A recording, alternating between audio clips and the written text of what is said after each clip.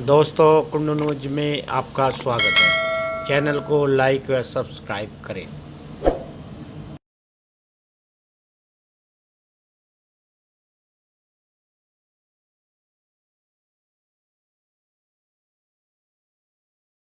बहुत बुलंद आवाज। चलो आप ही बना लो। ऐसा ना बिना आईडी वाले से भैया आ जाओ।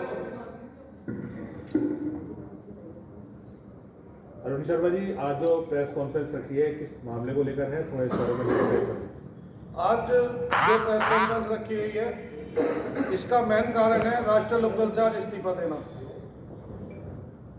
मैं आज अपने पद से और राष्ट्रीय लोकदल से इस्तीफा दे रहा हूँ। आप राष्ट्रीय लोकदल पार्टी में किस पद पर थे? मैं राष्ट्रीय लोकदल पार्टी में पिछले 4 साल से विधानसभा अध्यक्ष के पद पे रहा हूँ और राष्ट्रीय लोकदल में ये मान लीजिए आप, उसके बाद चौधरी तेजपाल जी आए, उनके कार्यकाल में भी मैं अध्यक्ष रहा। अब अमित त्यागी जी आए हैं, इनके कार्यकाल में भी मैं अध्यक्ष हूँ, लेकिन काम करना आज बहुत ही टिपिकल हो रहा है। इनके क्या रीजन है जो आप जो है आरएलडी से इस्तीफा दे रहे हैं? रीजन तो बहुत सारे हैं जो इस्तीफा दिया जा रहा है, लेकिन मेन रीजन अब जो है, पिछले जब से अमित त्यागी जी जिलाध्यक्ष बने तब से काफी घुटन हो रही थी, जिसका कारण है अमित त्यागी जी जो हमारे जिलाध्यक्ष बने हैं, ना ही तो ये कार्यकर्ताओं की सुनते हैं और ना ही उन्हें कहीं आगे बढ़ाते हैं। उनका काम है फूट डालो राज करो। जैसे कि पहले अंग्रेजों के शासन में हुआ करता था कि आपस में फूट डाल के राज करना हुआ करता था। हमारी सबसे मजबूत टीम थी मुरादनगर के अंदर, लेकिन जब से अमित त्यागी जी जिलाध्यक्ष बने, जब से हमारी टीम पूरी बिखर चुकी है। तो इसका आपका जो पद छोड़ने का मामला है, ये कोई अलायंस गठबंधन को लेकर तो नहीं है? हाँ बिल्कुल है। जो हमारी लड़ाई है, जो हम राजनीति कर रहे हैं, उसूलों की और विचारधारा की राजनीति कर रहे हैं, और जब उसूलों के साथ समझौता करने पड़े तो ऐसी राजनीति करने का कोई फायदा नहीं। यदि हमें भाजपा के साथ ही काम करना होता तो हम लोकदल क्यों चुनते? आज हम लोकदल में से जो हमने लोकदल का पल्ला पकड़ा हुआ था, वो इसलिए तो पकड़ा हुआ था क्योंकि किसानों की, गरीबों की लड़ाई लड़ रही थी, भाईचारे की लड़ाई लड़ रही थी, भाईचारा बना रही थी, इसलिए तो हम लोकदल के साथ थे। लेकिन जब आज लोकदल भी पूंजीपतियों से हाथ मिला बैठी है तो हमारा फिर लोकदल में कोई स्थान नहीं है। इसमें जयंत चौधरी खुद बताते हैं, उनकी एक बाइट भी आई थी जिसमें उन्होंने डिस्क्राइब किया है कि राष्ट्रीय लोकदल का जो सिद्धांत था उसी पे ही अटल रहेगी, चाहे वो अलायंस किसी के साथ भी कर ले, किसानों की आवाज़ उठाती रहेगी, जिस तरह से लोगों के साथ रही है उसी तरह से काम करती रहेगी। फिर भी आप लोग इस तरह से कर रहे हैं। आप मुझे एक बात बताइए, कैसे आवाज उठा सकते हैं हम? आज हम बोलने की स्थिति में नहीं है, हमारे पास शब्द नहीं है, कैसे आवाज उठाएगी? जब राष्ट्रीय लोकदल एंटी भाजपा लड़ाई लड़ रही थी, उस समय आवाज उठाने पर ये नहीं सुन रहे थे, तो आज किस मुंह से ये आवाज उठा लेंगे? मुझे आप ये बात नहीं, अभी तो आप जो है अमित त्यागी जिलाध्यक्ष की कमी की वजह से बता रहे थे कि इसको छोड़ रहे हैं, और आप अब कह रहे हैं गठबंधन की वजह से छोड़ रहे हैं। मैंने अभी आपसे एक बात कही थी, आपके माध्यम से मैं दोबारा कहना चाह रहा हूँ इस बात को, कि राजनीति तो हम कर रहे थे, लेकिन अभी तक घुटन, अब जब से अमित त्यागी जिलाध्यक्ष बने तब से हमें घुटन हो रही थी, लेकिन फिर भी हम टिके हुए थे क्योंकि किसानों की, गरीबों की हमें लड़ाई लड़नी थी। तो इसकी तो आप शिकायत भी कर सकते थे, आप मिले जाके। नहीं, मैंने मिलने का प्रयास किया, चौधरी साहब से मिलने का प्रयास किया मैंने वहाँ पे, और जो पदाधिकारी हमारे उच्च लेवल के पदाधिकारी हैं, मैंने उन लोगों से भी मिलने का प्रयास किया, उन लोगों के सामने अपनी बात रखी। सभी ने मुझे एक जवाब दिया, भैया क्या कर सकते हैं, थोड़ा बहुत तो मैनेज करना पड़ता है, लेकिन कब तक मैनेज करें? अब आपके साथ कितने लोगों ने राष्ट्रीय लोकदल पार्टी छोड़ी है और आगे का क्या आपका विजन है, किस पार्टी के साथ जाएंगे आप? जहाँ तक आगे की पार्टी की बात है, अभी तो कुछ ऐसा सोचा नहीं है। आगे सोचेंगे तो सबसे पहले आप लोगों के सामने ये बात आएगी, सबसे पहले आप लोगों को सूचना मिलेगी।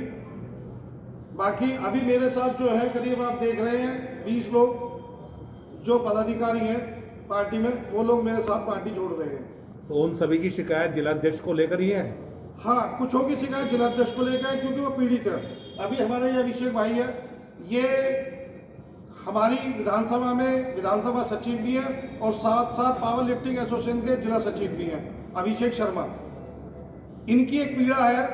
अभी कुछ दिन पहले इनका एक झगड़ा हो गया था, कुछ लोगों ने इनके घर में घुस के इनके साथ मारपिटाई करी, और मारपिटाई ही नहीं की, इनके पास धारदार हथियारों से इनके ऊपर हमला किया, इनके सिर में चोटें आई।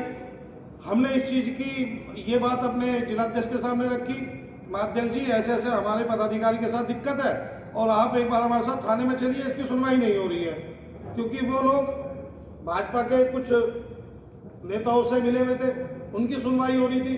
तो हमारे जिला अध्यक्ष ने बिल्कुल 10 बार फोन करने के बाद भी, 10 बार बुलाने के बाद भी हमारी इस बात पर विचार नहीं किया और आने का कष्ट नहीं किया। एक यही मामला नहीं है, इससे पहले भी 2-3 मामले हो चुके हैं कि हमने उन्हें बुलाया और वो नहीं आए। और प्लस जैसा कि मैंने आपको बताया कि वो फूट डालो राज करो वाली नीति पर चल रहे हैं और उस नीति के साथ हम उनके साथ नहीं काम कर सकते, उनके नीचे हम काम नहीं कर सकते। जिस तरह जिलाध्यक्ष अमित त्यागी के ऊपर आप आरोप लगा रहे हैं, जी। क्या लगता है इस तरह से पार्टी पे और भी बातचीत सामने आई है आलाकमान के सामने या नहीं? नहीं, बिल्कुल आई होंगी, क्योंकि एक मैं ही पीड़ित नहीं हूँ, बहुत सारे लोग पीड़ित हैं। बाकी फर्क केवल इतना है कि मैंने कहने की हिम्मत की है, उन लोगों की कहने की हिम्मत नहीं बन पा रही। हाँ, हमारे जो नेता हैं जयंत चौधरी जी, हमने उनके सामने अपनी बात कई बार रखने का प्रयास किया है और लोगों ने भी उन तक अपनी बात पहुंचाई है, लेकिन उन्हें वहां पे रोक दिया जाता है। अगर आलाकमान जिलाध्यक्ष जी को हटाकर किसी और को नियुक्त करते हैं तब आपकी वापसी होगी? नहीं जी, बिल्कुल नहीं। बिल्कुल नहीं होगी। उसका कारण, सबसे बड़ा कारण ये है कि चलो हम अपने मन को समझा रहे थे जब इन्होंने गठबंधन कर लिया था, हम जैसे तैसे अपने मन को समझा रहे थे, ठीक है, लेकिन हमारे दिल को सुकून नहीं मिला जिस दिन से चौधरी साहब ने भाजपा से गठबंधन किया। उस दिन से आप उस चीज़ से क्या इत्तेफाक रखते हैं जिस तरह से मोदी जी ने चौधरी चरण सिंह जी को भारत रत्न का नामित किया है? देखो, चौधरी चरण सिंह जी केवल जयंत चौधरी जी के दादा नहीं थे। चौधरी चरण सिंह हमारे जैसे बहुत सारे युवाओं के, जो गरीबों के, किसानों की लड़ाई लड़ना चाहते हैं, उनके आदर्श थे। और चौधरी चरण सिंह जी रिजर्व करते थे, भारत रत्न चौधरी चरण सिंह जी रिजर्व करते थे, क्योंकि वास्तव में सच्चाई जो है वो ये है कि चौधरी साहब को भारत रत्न अब से बहुत पहले मिल जाना चाहिए था। जिस तरह से चौधरी चरण सिंह जी को भारत रत्न दिया गया, क्या किसानों को अपनी तरफ मोटिव करने के लिए बीजेपी का कोई षड्यंत्र तो नहीं था? बिल्कुल था। इस समय पे यदि इतना इन्हें आ रहा था कि चौधरी चरण सिंह को, इन्हें दिखाई दे रहा था कि चौधरी चरण सिंह को भारत रत्न देना चाहिए और वो रिजर्व करते हैं, तो ये 9 साल से इनकी सरकार है, सबसे पहले इन्होंने क्यों नहीं सोचा? लेकिन जब अब इन्होंने ये देखा कि किसानों की लड़ाई जो जयंत चौधरी लड़ रहे हैं, टोटल किसान और गरीब तबका जो है चौधरी साहब से जुड़ रहा है, तो इन्होंने क्या काम किया? भारत रत्न देकर उन्हें बहकाने का काम किया। यानी कि 2024 में जो चुनाव आ रहे हैं, किसानों को लुभाने वाली बात को लेकर जो है भारत रत्न दिया गया। अब पागल नहीं है, किसान इस बात को समझ रहा है और भाजपा को इस चीज का जवाब 2024 में मिलेगा। आप किस तरीके से 2000